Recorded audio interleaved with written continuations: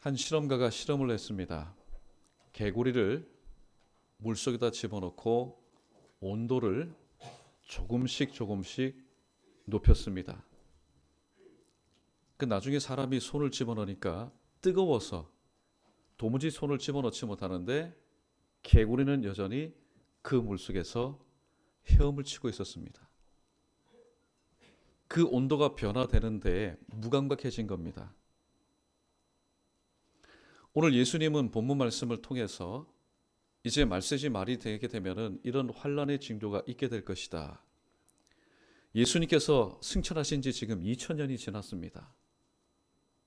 그럼에도 불구하고 교회와 또 하나님을 믿지 않는 세상 사람들은 그때도 지금도 지진도 있었고 화산폭발도 있었고 또 기근도 있었고 예수님께서 말씀하신 그 말씀의 징조들이 이 지구촌에서 곳곳에서 일어나건만 사람들은 깨닫지 못합니다.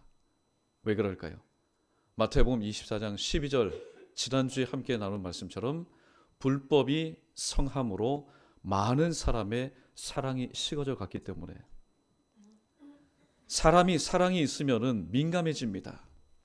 그러나 사랑이 없으면은 둔해집니다. 민감해지지가 않습니다. 내가 어떤 사람을 사랑하게 되면은 기침 소리에도 눈빛 하나에도 굉장히 민감하게 반응합니다. 혹시 무슨 일이 있지 않을까? 혹시 감기 들렸을까? 눈빛만 봐도 압니다. 그러나 사랑의 이 문이 꽉 막히게 되면은 기침을 하고 드러눕던 말던 신경을 쓰지 않습니다. 왜냐하면 그에 대한 감각들이 무뎌졌기 때문입니다. 많은 사람의 사랑이 식어져 간다. 헬라에 보니까 아카페라는 단어를 썼습니다. 하나님에 대한 사랑이 식어지니까 교회 상호간에 대한 사랑 식어지는 것은 그거는 두말할 나위가 없습니다. 교회의 사랑이 식어져 갑니다. 그러니까 말씀에 대한 반응도 무뎌집니다.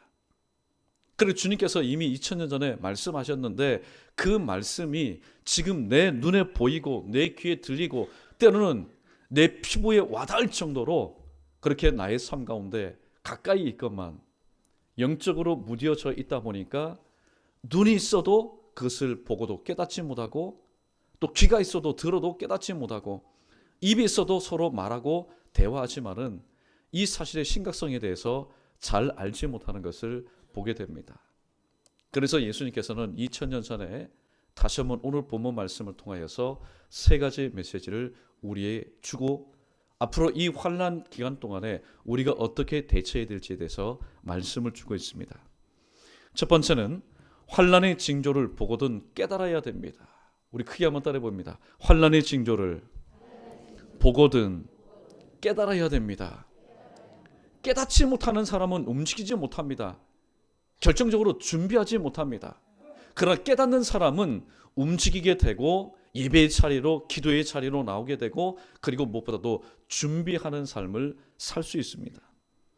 15절 말씀에 보면은 멸망에 가증한 것이 거룩한 곳에 선 것을 보거든. 오늘 예수님께서는 다니엘서 9장 27절 말씀을 인용하였습니다. 사실 멸망에 가증한 것이 세워져야 될 곳은 거룩한 곳이 아닙니다. 거룩한 것과 이 멸망에 가증한 것은 맞지가 않습니다. 그러나 역사상으로 보면은 BC 168년 수리아 왕 안티오코스 에피파네스라는 사람이 이 성전을 모독한 사건이 기록이 되어 있습니다. 하나님의 그 성전을 허물어 버렸습니다. 제단을 허물어 버리고 거기에다가 어떤 제단을 세웠냐면은 제우스 신상을 만들었습니다. 그리고 제물을 바쳤는데 어떤 제물을 바쳤냐면은 유독 이 유대인들이 싫어하는 하나님께서 명하지 않은 돼지를 잡아가지고 그 제단에다가 피를 뿌리면서 드렸습니다. 이는 성전과 하나님을 모욕하는 일이었습니다. 이 사건은 구체적으로 AD 70년 로마의 예루살렘 침략을 의미하고 있습니다. 1차적으로는 예루살렘을 침입해서 예루살렘 성전이 멸망되는 것을 의미하지만은 궁극적으로 오늘 이 본문의 말씀은 무엇을 의미하냐면은 예수님께서 곧 이 땅 가운데 재림하실 것이고 그 예수님에 의해서 이 땅 가운데 모든 것이 심판받게 될 것을 말씀하고 있습니다. 환난 날이 다가오는 것을 깨닫는 것은 참으로 중요합니다. 그러므로 우리는 마태복음 13장 13절에 기록된 말씀처럼 보아도 보지 못하며 들어도 듣지 못하며 깨닫지 못하는 일이 우리의 삶 가운데 없어야 됩니다. 하나님께서 우리에게 주신 눈을 가지고 보면은 보는 대로 깨달아야 되는데, 들으면 들은 대로 깨달아야 되는데 깨닫지 못하는 삶을 살아가는 것, 그것은 참된 교회의 모습이 아니기 때문입니다. 자, 그렇다면 환난 날에 성도의 태도는 어떠해야 될까요? 오늘 16절과 17절과 18절에서 오늘 주님은 세 가지를 우리에게 말씀하고 있습니다. 우리 16절 말씀 읽어보겠습니다. 16절입니다. 시작. 그때에 유대에 있는 자들은 산으로 도망할지어다. 아멘. 이 말씀을 우리는 창세기 19장에 기록된 이 소돔과 고모라 성이 멸망할 때에 두 천사를 통해서 하나님께서 롯에게 말씀하신 내용입니다. 너희는 산으로 도망가서 이 멸망 가운데서 면함을 받아라. 하나님께서는 소돔과 고모라 도성을 하나님께서 멸하셨습니다. 그리고 이 롯에게 피할 곳을 제시하셨는데 그것은 바로 산이었습니다. 일반적으로 이 도성은 사람들이 들끓는 곳이었습니다. 이 롯이 이 소돔과 고모라 성에 거주하면서 얼마나 많이 영적으로 갈등했는지 모릅니다. 왜냐하면 그는 의인이었기 때문에. 하나님의 사람은 이렇게 살아서는 안 되는데, 그러나 그의 주소지는 소돔성이었습니다. 그래서 하나님은 이 도성을 멸하시기로 작정하셨고, 대신 하나님께서 한 곳을 멸하실 때는 하나님의 사람을 위해서 항상 한 곳을 비워두시고 피할 길을 주셨습니다. 그 피할 길이 바로 어디였습니까? 산이었습니다. 산은 바로 한적한 곳이요 신성한 곳이요 하나님의 섭리가 임한 곳이었습니다. 산은 구약시대 때 보니까 하나님의 섭리가 임한 곳이면 틀림이 없습니다. 하나님께서 모세를 어디서 부르셨습니까? 바로 호렙산에서 부르셨습니다. 하나님의 소명, 하나님의 부르심을 받은 것이 호렙산이었고, 또 이스라엘 백성들이 장차 가나안 땅에 들어가서 내가 너에게 준 이 계명을 가지고 살아라, 10계명을 받은 것도 바로 신의 산이었습니다. 그리고 아브라함이 아들 독자 이삭을 바친 곳도 어디였습니까? 모리아 산이었습니다.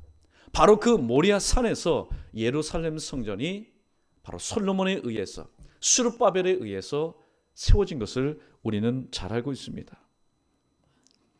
그러므로 16절에 기록된 말씀처럼 환난 날에, 오늘 산을 말하면 안산으로 우리가 도망가야 될까요? 아니면 남산으로 도망가야 될까요? 사실 이 산이 의미하는 것은 무엇입니까? 죄악된 그런 영역을 떠나서 하나님의 은혜가 임할 만한 그런 영역, 그런 장소로 피하라고 주님은 말씀하고 있습니다. 계속해서 17절 말씀해 보니까 지붕 위에 있는 자는 집 안에 있는 물건을 가지러 내려가지 말라, 그렇게 얘기합니다. 환난 날에 재물에 미련을 두지 말고 급히 도피하라는 의미입니다. 창세기 19장은 이 롯의 가정에 있어서는, 그리고 소돔 고모라 사람들에게 있어서는 환난 날이었습니다. 그 도시가 생긴 이래로 전무후무한 환난의 날이었습니다. 아침에 고요한 해가 뜨는 그 무렵에 하늘에서 예고 없이 유황불이 내렸습니다. 모든 것을 다 잿더미로 태웠습니다. 그때 억지로 두 천사의 손에 잡혀서 이 롯과 그의 아내와 두 딸들이 장소를 옮기는 와중에, 그래도 그 소돔 땅에 무엇인지는 모르겠지만은 이 롯의 아내의 마음 가운데 저것만큼은 내가 가져가야 되는데, 저것만큼은 내가 챙겨야 되는데, 여전히 이 롯의 아내의 발목과 마음을 꽉 잡고 있는 것으로 인해서 뒤를 돌아보다가 천사를 통해서 주님 말씀합니다. 뒤돌아보거나 머물지 말고 내가 너에게 명한 산으로 가라. 근데 뒤돌아보다가, 왜 뒤돌아봅니까? 실수해서 뒤돌아본 것 아닙니다.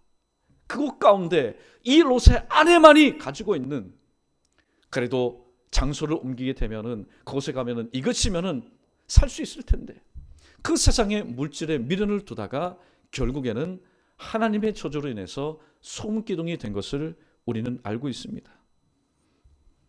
주님은 말씀합니다. 재물이 악하다는 것 아닙니다. 사실 오늘 저와 여러분이 이 땅에 살아가면서 돈 없이 어떻게 살아갈 수 있습니까? 재물 없이 어떻게 살아갈 수 있습니까? 그러나 바울은 말합니다. 경고하는데 돈 자체에 대해서 경고를 하는 것이 아니라 돈을 사랑함이 일만하게 악이기 때문에, 돈은 우리가 관리하는 것이지 돈을 사랑하는 것이 아닙니다. 그런데 재물을 사랑하게 되면은 여러분 어쩔 수 없습니다. 재물을 사랑하게 되면은 세상을 사랑할 수밖에 없습니다. 그 세상이 멸망할 때에 오늘도 재물도 사랑하고 세상을 사랑한 거로 있다가 없어질 그것들의 멸망과 함께 바로 그것을 사랑하고 그것에 집착하였던 사람들도 동시에 멸망할 수밖에 없다라는 사실입니다. 그리고 세 번째 또 말씀합니다. 18절에 함께 있습니다. 시작. 밭에 있는 자는 겉옷을 가지러 뒤로 돌이키지 말지어다. 아멘. 밭에 있는 사람 양복을 입고 밭에서 일하겠습니까? 아니면은 양장을 입고 일하겠습니까? 그냥 간편한 복장을 입고 그렇게 일을 하다가 난리의 소리를 들었습니다. 그때 사람이 생각할 때 그래도 아무리 난리통이라도 사람 행세하려면은 옷을 제대로 입어야지. 그렇게 해서 집에 돌아가서 겉옷을 취하여 입지 말라는 얘기입니다. 자신의 추함을 가리기 위해서 지체하지 말고 속히 피하여 하나님의 보호하심의 영역으로 들어오라는 의미입니다. 우리는 하나님 앞에 나갈 때에, 하나님 그 은혜의 영역 앞에 나갈 때 우리의 죄를 가릴 필요가 없습니다. 있는 그대로 가면 됩니다. 누가복음 15장에 등장하는 둘째 아들이 아버지에게로 갈 때에 그래도 내가 지금까지 아버지의 뜻대로 살지 못했는데 그래도 아버지 앞에 나가는데 내가 여기저기에 돈을 꾸어서 이 초라한 모습을 내가 이제는 다 가리고 내가 그래도 몰골은 이렇지만은 그래도 정장 한 벌 입고 아버지에게 나가는 것이 예의지 않느냐. 여러분, 그는 세상의 원리일지 모르겠습니다. 그러나 아버지는 그런 모습 바라는 게 아닙니다. 그저 어떻게 해요? 살아서 나에게로 돌아오라는 겁니다.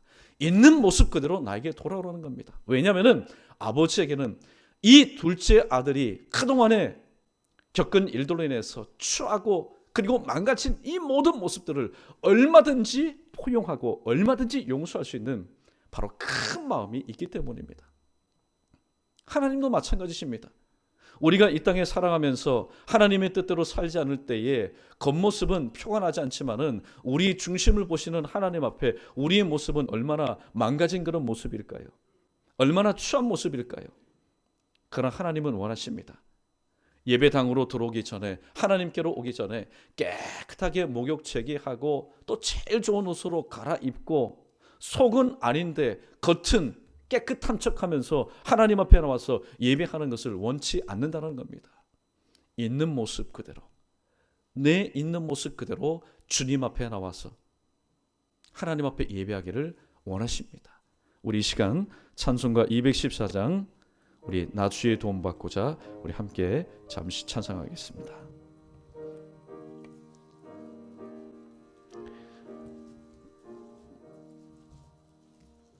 나 주의 도움 받고자 주 예수님께 빕니다. 그 구원 허락하시사 날 받아주소. 내 모습 이대로, 내 모습 이대로 주 받아주소서. 날 위해 돌아가신 주 날 받아주소. 큰 죄에 빠져 영죽을 날 위해 피 흘렸으니 주 형상대로 빚으사 날 받아주소. 내 모습 이대로, 내 모습 이대로 주 주 받아주소서. 날 위해 돌아가신 주 날 받아주소. 내 모습 이대로 내 모습 이대로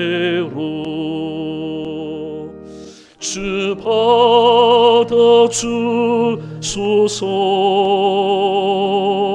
날 위해 돌아가신 주 날 받아주소서.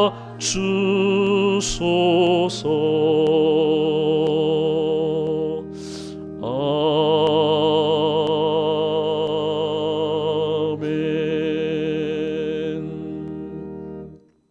사랑하는 성도 여러분, 하나님 앞에 가장 기쁨이 되고 하나님께서 귀하게 보시는 인물은 누구일까요? 거룩한 모습으로 한 중직자들, 목사들, 그러나 속은 아닌 사람들 아닙니다. 직분 받지 않으면 어떻습니까? 목사라는 칭호, 때로는 장로라는 칭호, 안수 집사라는 칭호, 때로는 권사라는 칭호 없으면 어떻습니까? 이 땅에서 하나님 앞에 가장 거룩한 이름은 바로 교회입니다. 목사이기 전에 교회. 교회는 주님께서 피값 주고 사신 교회입니다. 주님께서 모든 것을 다 내려놓으시고 바로 사신 그 교회가 있는 모습 그대로 취하면 어떻습니까? 우리의 취함을 만약에 깨끗하게 하실 능력이 없다면 우리는 하나님 앞에 나올 수가 없을 겁니다. 그러나 우리의 취한 모습도, 우리의 모난 모습도, 우리의 일그러진 모습도, 끼어진 모습들도 다 온전케 하여 주실 분이 바로 우리를 위해서 십자가에 못 박혀 죽으신 바로 주님이시기 때문에 여러분, 앞으로 우리가 예배 드리는 이 장소에 나올 때에 있는 모습 그대로 주님 앞에 나와서 또 주님의 도우심을 받아 누리며 살아갈 수 있는 저와 여러분 우리 모두 되기를 주님의 이름으로 축원합니다. 계속해서 우리 19절 말씀 읽어보겠습니다. 19절입니다. 시작. 그날에는 아이 벤 자들과 젖먹이는 자들에게 화가 있으리로다. 오늘 전쟁이 일어나게 되고 여러 가지 어려운 일이 있게 되면은 제일 약한 사람들이 누구입니까? 바로 노인들, 그리고 아이들, 그리고 거동이 불편한 바로 임산부들이 가장 힘듭니다. 어디 마구 여러분 내 뜻대로 도망갈 수가 있습니까? 피할 수가 있습니까?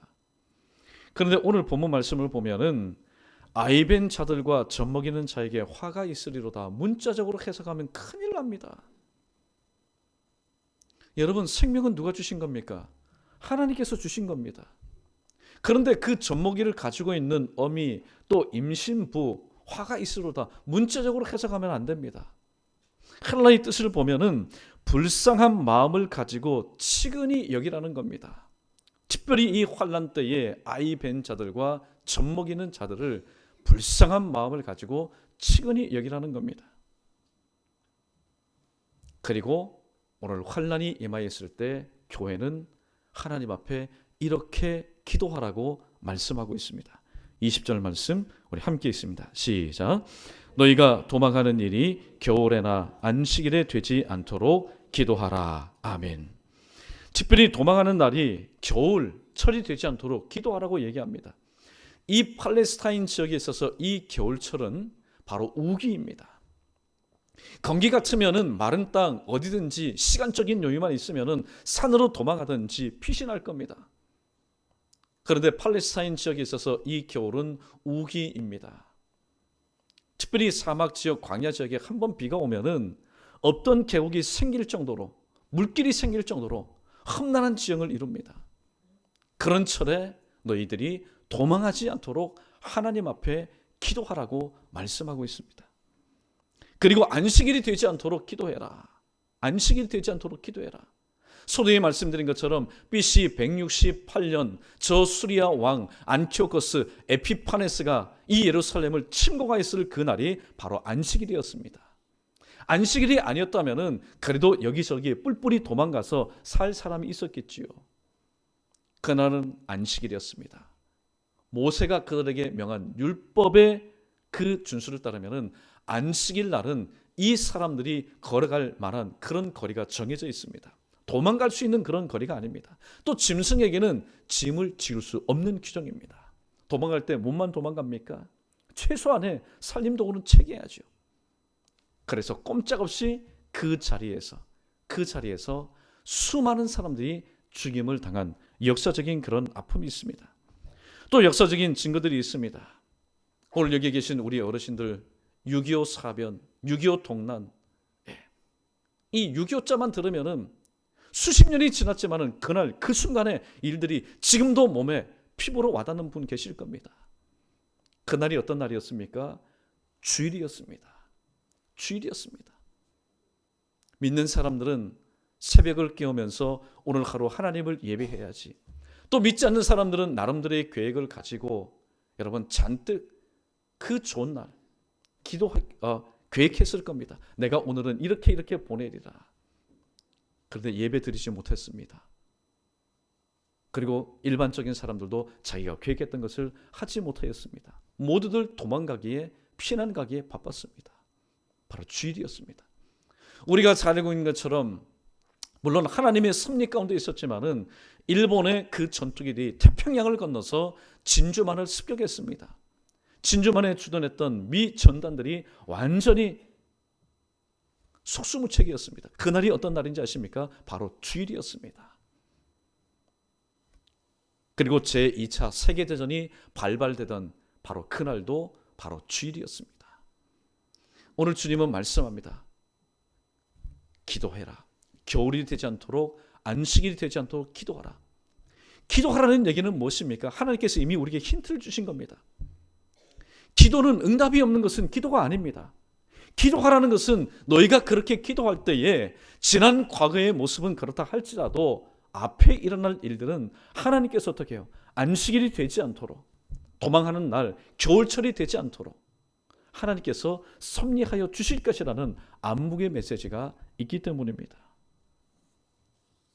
오늘 계속해서 두 번째 큰 교훈의 말씀을 우리 함께 따라해 보겠습니다.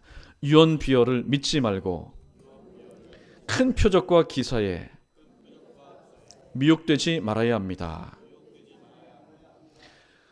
오늘 큰 환란이 일어날 때 가장 먼저 일어나는 징조가 뭡니까? 사람들이 많이 일어나서 믿는 사람들을 미혹하게 되는 일이 먼저 일어나게 될 것이라고 말씀합니다. 평안할 때는 유언비어 사람들 신경 쓰지 않습니다. 그러나 큰 환란이 일어나게 되면은 사람들이 두렵기 때문에 여기저기에서 자 이렇게 하면 삽니다. 이렇게 하면 삽니다. 귀가 얼마나 얇아지는지 모릅니다. 유언비어에 넘어갑니다. 그것을 믿습니다. 그리고 게다가 영적인 세계에서는 큰 기적과 기사들이 눈앞에서 펼쳐집니다. 믿는 교회 앞에서 그런 일들이 일어나게 됩니다. 그러면은요 믿음의 교회들도 미혹될 수밖에 없다라고 주님은 말씀합니다. 그러나 주님은 말씀합니다. 유언비어가 난무하게 될 것이다. 그러나 믿지 말아라. 그리고 너희 눈앞에서 너희 목전에서 큰 표적과 기사가 일어나게 될 것이다. 그러나 그것에 미혹되지 말라고 말씀하고 있습니다. 오늘 우리 24절 말씀 제가 읽어드립니다. 거짓 그리스도들과 거짓 선지자들이 일어나 큰 표적과 기사를 보여 할 수만 있으면 택하신 자들도 미혹하리라. 오늘 거짓 그리스도들과 거짓 선지자들이 많이 일어나는데 그들의 하는 일이 무엇입니까? 23절에 보니까 그리스도가 여기 있다 저기 있다 유언비어를 막 퍼뜨립니다. 26절에 보면은 보라 그리스도가 광야에 있다 골방에 있다. 그리고 24절 보면은 조금 전에 말씀드린 것처럼 큰 표적과 기사를 보여 줍니다. 큰 표적은 뭘까요? 이것은 사람에 대한 신적인 능력을 말합니다. 그 다음에 기사는 뭘까요? 자연에 대한 하나님의 능력. 앞으로 말씀이 되면은 우리들이 지금 들을 때는 그런 일이 일어날까? 그런 일이 일어날까? 그런 일이 정말로 일어납니다. 왜냐하면 사단의 마귀의 힘을 능력을 빌어서 거짓 선지자들이 그러한 능력을 바로 행하는 날이 분명히 올 것이기 때문입니다. 그렇다면은 이들이 왜 유언비를 퍼뜨리며 거짓 표적과 기사를 보일까요? 그것은 바로 24절 하반절에 기록된 말씀처럼 할 수만 있으면은 택하신 자들을 미혹하도록 하기 위해서입니다. 택하신 자들이 누굽니까? 택하신 자들은 예수님께서 핏값 주고 사신 주님의 몸입니다. 주님의 지체입니다. 그런데 그 주님의 그 몸을 뜯어먹기 위해서, 그 주님의 몸을 마비시키기 위해서 오늘 거짓 선지자들과 거짓 그리스도들이 일어나서 유언비어를 터뜨리며 심지어는 교회 앞에서도 마치 초대교회 사도들이 행했던 것처럼 큰 기적과 그리고 기사를 통해서 미혹하게 한다고 말하고 있습니다. 그런데 오늘 주님은 말씀합니다. 유언비어가 아무리 난무하다 할지라도 이것을 믿지 말아야 될 이유에 대해서 오늘 27절에서 분명히 말씀합니다. 27절 읽습니다. 시작. 번개가 동해편에서 나서 서편까지 번쩍임같이 인자의 임함도 그러하리라. 아멘. 성경이 말씀하는데 눈앞에 보이고 들리는 것에 의해서 우리의 믿음이 흔들려서는 안 됩니다. 사람들은 말합니다. 그리스도가 여기 있다 저기 있다.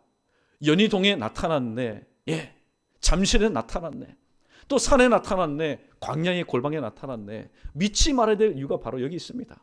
왜냐하면 주님께서 오시는 그 재림의 모습은 번개가 동편에서 번쩍일 때에 서편에서 동시에 번쩍이는 같이 동시다발적으로 이 전 지구 가운데 동시에 바로 일어나기 때문입니다.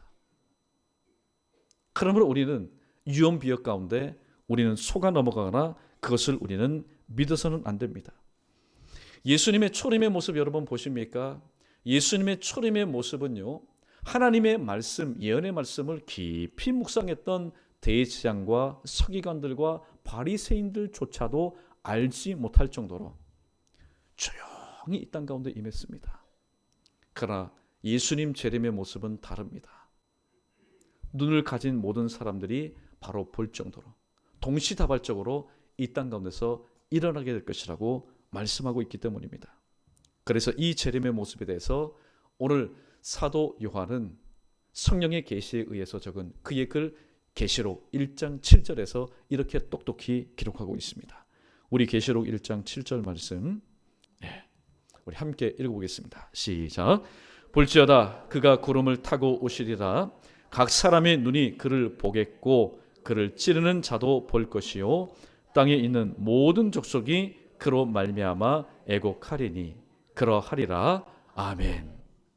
오늘 말씀에 보면은 뒤에 아멘으로 마침표를 찍고 있습니다. 반드시 그러한 일이 일어나게 될 것이라고 말씀하고 있습니다. 애곡합니다. 왜 애곡할까요? 깨닫지 못했기 때문에. 주님은 분명히 깨달으라, 깨달을진저, 깨달을진저, 그리고 준비하라, 준비하라 그렇게 말씀했는데 깨닫지 못하고 준비하지 못하니 주님께서 오심이 나의 현실이 되었을 때에 그들은 애곡하고 애통할 수밖에 없었던 것입니다. 그렇다면 우리 연희교회 성도 여러분은 어떠한 삶을 살아야 되겠습니까? 주님이 오시는 것은 결코 애곡할 일이 아닙니다. 이 땅에 눈물 많고 고통 많고 슬픔 많고 아픔 많고 스트레스 많고 우울증이 난무하는 이 세상 가운데서 주님께서 오신다는 것은 우리에게 있어서 애곡할 일이 아니라 우리에게 있어서는 너무나도 기쁘고 반가운 일입니다.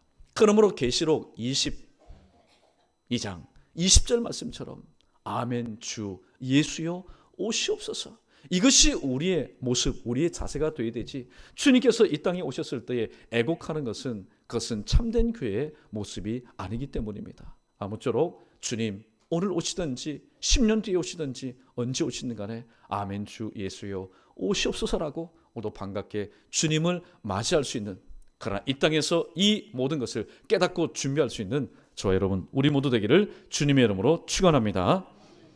자, 마지막입니다. 하나님의 심판은 긍휼이 없는 심판입니다. 오늘 본문 말씀에 보면은 그러한 환난은 전에도 없었고 후에도 없으리라. 그 환난 가운데 남아 있을 사람이 없습니다. 그럼에도 불구하고 오늘 마지막 우리에게 주는 교훈이 우리에게 산소망이 됩니다. 하나님은 진노 중에라도 긍휼을 베풀어 주시는 분이시라는 사실을 우리에게 말씀하고 있습니다. 오늘 22절 말씀 보면은 그날을 감하지 아니하면 모든 육체가 구원을 얻지 못할 것이나 그러나 택하신 자들을 위하여 그날을 감하시리라고 말씀하고 있습니다. 오늘의 제목입니다. 그러나 택하신 자들을 위하여. 하나님께서 이 땅 가운데 큰 환난을 통해서 교회를 섞어냅니다. 믿는 자를 믿지 않는 사람들로부터 분리시킵니다. 그런 가운데서라도 하나님은 하나님의 사랑을 베풀어 주십니다. 그러나 택하신 자들을 위하여 그날을 감하여 주시리라. 그러면 그날을 감하는 그 날 동안 우리는 어떠한 삶의 모습으로 살아가야 되겠습니까? 우리 베드로전서 4장 7절 말씀 우리 함께 읽겠습니다. 시작. 만물의 마지막이 가까웠으니 그러므로 너희는 정신을 차리고 근신하여 기도하라. 아멘. 그런데 구체적이지 않습니다. 너희는 정신을 차리고 근신하여 기도하라. 기도하라는 말씀은 마음에 와닿고 뼛속 가운데 사무치는데 무슨 내용을 가지고 기도해야 될까? 오늘 하박국서 3장 1절과 2절 말씀은 우리에게 또한 이러한 기도의 지혜를 주고 있습니다. 하박국 3장 1절로 2절 함께 있습니다. 시작. 시기 오는 새에 맞춘 선지자 하박국의 기도라. 여호와여, 내가 주께 대한 소문을 듣고 놀랐나이다. 여호와여, 주의 일을 이수년 내에 부응케 하옵소서. 이수년 내에 부응케 나타내시옵소서. 진노 중에라도 긍휼을 잊지 마옵소서. 아멘. 성경은요, 성경으로 해석하는 것이 옳습니다. 마지막 날에 우리가 깨어서 근신해서 기도해야 되는데 그 기도 내용을 오늘 하박국 선지자는 우리에게 가르쳐 줬습니다. 진노 중이라도 우리에게 긍휼을 베풀어 주십시오. 진노 중이라도 우리를 긍휼히 베풀어 주십시오. 그리고 또한 베드로전서 4장 8절에서 우리가 또 한 가지 해야 될 게 있습니다. 우리 8절 말씀 계속해서 읽어봅니다. 시작. 무엇보다도 뜨겁게 서로 사랑할지니 사랑은 허다한 죄를 덮느니라. 아멘. 왜 이 땅 가운데 하나님께서 심판을 허락하셨을까요? 왜 환난을 허락하셨을까요? 그것은 불법이 성행함으로 많은 사람의 아카페의 사랑이 식어져 가기 때문에. 그래서 누가복음 18장 8절에 보면은 인자가 세상에 올 때에 믿음을 보겠느냐 말씀하셨습니다. 그 믿음 있는 사람은 오늘 주님께서 주신 이 말씀처럼 깨어서 근신하여 기도하는 삶을 삽니다. 그리고 무엇보다도 하나님의 그 사랑, 식어진 그 사랑을 다시 한번 지피기 위해서 무엇보다도 서로 뜨겁게 사랑하면서 서로의 허물을 덮어주면서 주님의 재림을 기다리는 삶을 살아갑니다. 사랑하는 성도 여러분, 오늘 이 메시지 얼마나 춥지만은 화창한 날입니까? 이런 날 무슨 전 지구적으로 이 우주 가운데 하나님의 그런 환난의 손길이 오겠느냐? 우리도 지금 무뎌져 가는 가운데 있습니다. 주님께서 말씀하셨을 때 1년 후, 2년 후 혹은 10년 후 딱 그 말씀대로 진행하시면은 모든 사람들이, 특별히 교회들이 두렵고 떨리는 마음으로 서로 근신하여 깨어 기도하면서 서로 사랑하며 살아갈 텐데 주님께서 말씀하신 지 지금 100년이 지났습니까? 2000년이 지났습니다. 2000년이 지난 동안 여러 가지 징조는 여기저기에서 보이지만은 하나님에 대한 사랑이 식어지고 말씀에 대한 감각이 묻어지다 보니까 여기저기에서 화산이 터지고 지진이 일어나고 또 여러 가지 많은 어려움이 일어납니다. 징조가 눈에 보이고 들리지만은 내 마음은 그렇지 않습니다. 하나님의 말씀에 대한 마음이 무뎌졌기 때문에 우리는 마치 처음에 이 찬 그 바구니 가운데, 물통 가운데 들어갔던 개구리가 점점 온도를 높여도 너무나 미세하게 온도를 높이니까 나중에는 거의 끓다시피 하여도 그 가운데서 자기 죽는 줄 모르고 계속해서 헤엄치는 것처럼 오늘 살아가는 모습이 오늘 이 한국 땅에 이 지구 가운데 하나님이 쓰신 교회의 모습이 아니겠습니까? 오늘 주님은 말씀합니다. 그러나 택하신 자들을 위하여 하나님께서 그 날수들을 감하여 주셨습니다. 그러면 감하여 주신 그 날들을 우리가 어떤 기회로 삼고 살아야 되겠습니까? 베드로가 우리에게 교훈한 것처럼 깨어 근신하여 기도하되 진노 중에라도 긍휼을 잊지 말아 주십시오. 우리는 그렇게 기도하면서 남을 날들을 살아가야 되며 또 무엇보다도 항상 이 부분에 있어서 교회가 넘어지지 않습니까? 시험 들지 않습니까? 에베소 교회 주님의 칭찬을 받은 교회입니다. 그러나 너를 책망할 것이 한 가지 있으니 너의 처음 사랑을 잊어버렸노라고 말씀하고 있습니다. 그래서 다시 한번 우리 모두 오늘 이 말씀을 들은 지금 이 시간부터 마음까지 다시 한번 새롭게 하여서 깨어 근신하여 기도하며 또 무엇보다도 서로 뜨겁게 사랑할 수 있는, 그래서 주님께서 원하시는 그런 참된 교회의 모습으로 다시 한번 회복되고 반석이신 예수 그리스도 위에 다시 한번 든든히 서서 주님께서 언제 오시는 간에 주님의 재림은 두려움이 아니요 불안이 아니요 애곡할 날이 아니요 오히려 기쁘고 즐거운 마음으로 감사하는 날임을 다시 한번 기억하시고 그날을 고대하면서 오늘도 주님께서 주신 이 말씀 앞에 다시 한번 충실히 살아갈 수 있는 저와 여러분 우리 모두 되기를 주님의 이름으로 축원합니다.